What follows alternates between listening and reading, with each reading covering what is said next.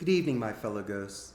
Thank you for extending me a gracious invitation to celebrate your induction ceremony this evening.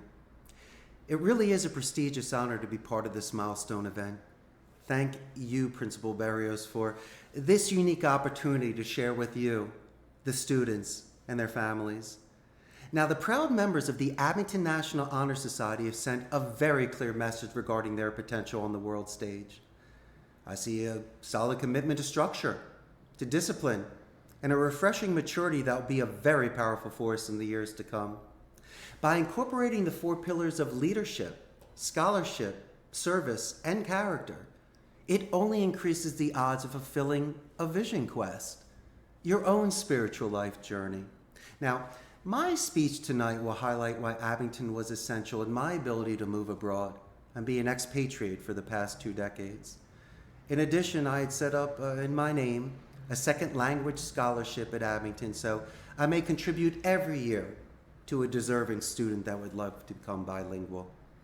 Now, my Abington privilege began back in the fall of 1986 when I entered the 8th grade. I was the new kid in middle school. I didn't know anybody.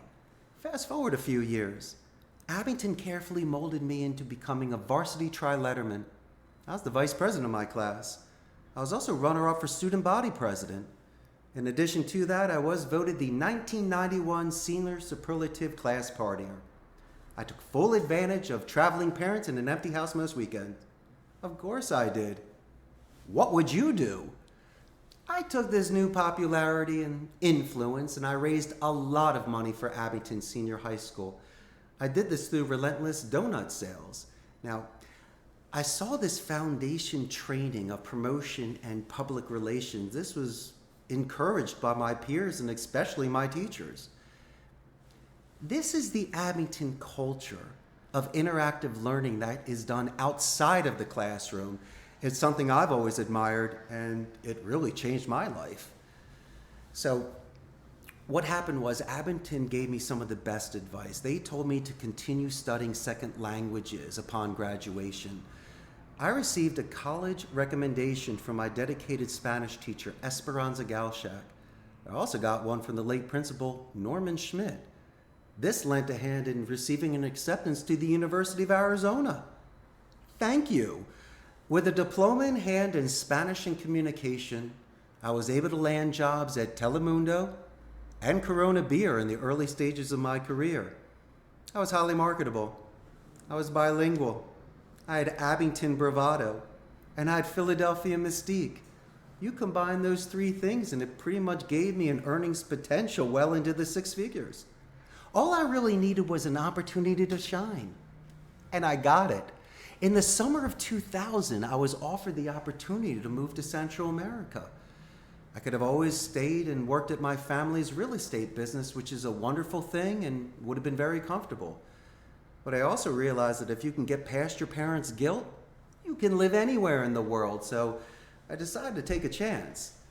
I was also raised to respect the fact that I'm a guest in another country and to understand their culture, their customs, and their native tongue.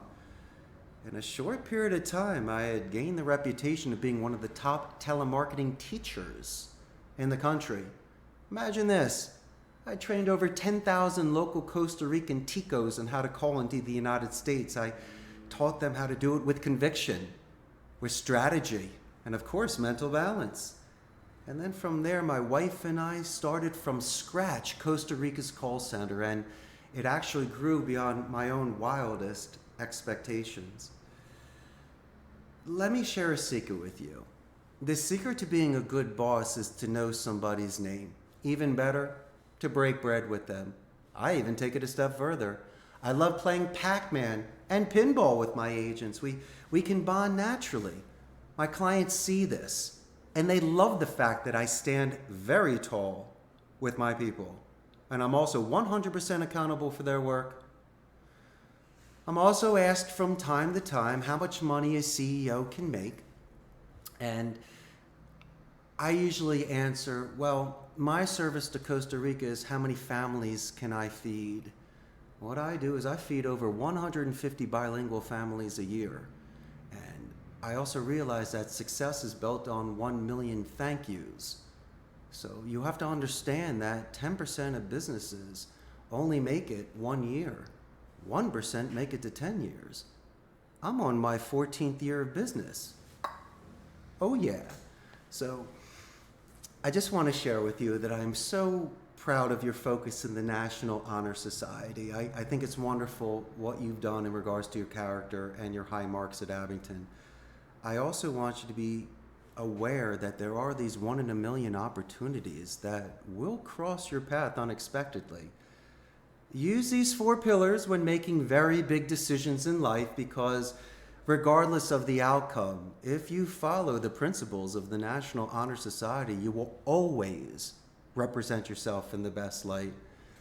And then one day you will be politely asked and humbled and speaking in front of a future generation of ghosts that want to hear a great story and some good advice. Well, to me, I personally look forward to seeing you being in my shoes one day and telling your story. Pura vida, fantasmas. Pure life, my ghosts. Yeah.